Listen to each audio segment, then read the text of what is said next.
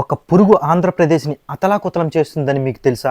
అవును, ఇది నిజం. ప్రెజెంట్ ఆంధ్రప్రదేశ్లో స్క్రబ్ టైపస్ అనేటువంటి ఒక రకమైనటువంటి డిసీజ్ అన్ని జిల్లాల్లో కూడా వ్యాపిస్తుంది. ఈ వ్యాధి చిగ్రిమైట్స్ అనేటువంటి నల్లి జాతికి చెందినటువంటి ఒక పురుగు కాటు వల్ల వస్తుంది. ఒరెంటియా సుట్స్గాముసి అనేటువంటి ఒక బ్యాక్టీరియా వ్యాధిని మనకు కలిగిస్తుంది. పొలం పనులు చేసుకున్నటువంటి రైతులకు ఈ వ్యాధి అనేది ఎక్కువగా సోకుతుంది. ఈ పురుగు కుట్టిన చోట సిగరెట్ కాల్చినట్టుగా ఒక నల్లటి మచ్చ అయితే ఏర్పడుతుంది. వారం రోజుల వరకు జ్వరం తగ్గకపోవడం, కండరాల నొప్పి, పొడి దగ్గు, ఒంటిపైన దద్దుర్లు రావడం, కొన్ని సందర్భాల్లో వాంతులు కూడా అవుతాయి. నిర్లక్ష్యం చేసినట్లయితే మన ప్రాణానికే ప్రమాదం. వ్యాధి తీవ్రమైనట్లయితే కిడ్నీలు, ఊపిరితిత్తులు దెబ్బతినే ప్రమాదం ఉంది. సకాలంలో గుర్తించకపోతే గనుక ఈ వ్యాధి అనేది మనుషులకు చాలా ప్రమాదం. రైతుల్లో ఎవరికైనా సరే శరీరం పైన ఇలా దద్దుర్లు వచ్చి ఇలాంటి లక్షణాలు గానీ కనిపించినట్లయితే ఎలీసా టెస్ట్ ద్వారా ఈ వ్యాధిని నిర్ధారించి వెంటనే ట్రీట్మెంట్ తీసుకోవాలి. ప్రస్తుతం ఈ వ్యాధి వల్ల చిత్తూరులో 412 కేసులు, కాకినాడలో 152, విశాఖపట్నంలో 130 కేసులు, వైఎస్ఆర్ కడపలో 102, నెల్లూరులో 90, అనంతపురంలో 68, తిరుపతిలో 65, విజయనగరంలో 60, కర్నూలులో 44, అనకాపల్లిలో 43, శ్రీకాకుళంలో 36, గుంటూరులో 31, నంద్యాలలో 30 కేసులు వెలుగు చూశాయి. ఈ వ్యాధికి ట్రీట్మెంట్ కోసం డాక్సిసైక్లిన్, అజిత్రోమైసిన్ వంటి యాంటీబయాటిక్స్ ను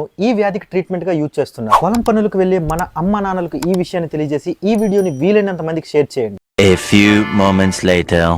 అదెందుకురా తెచ్చావు? ఏదో పురుగు అంటున్నావు కదన్యా, స్ప్రే కొట్టి చంపేద్దాం.